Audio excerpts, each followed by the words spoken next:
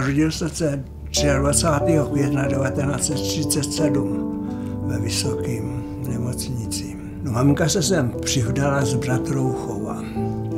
No a já už jsem vlastně ta třetí generace tady. No a já to už ukončím tady.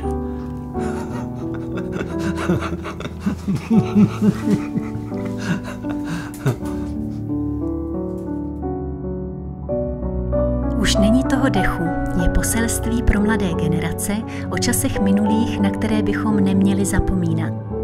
Poselství pokory, moudrosti a nadhledu, které zahřeje u srdce. Poselství, které stojí za to šířit dál.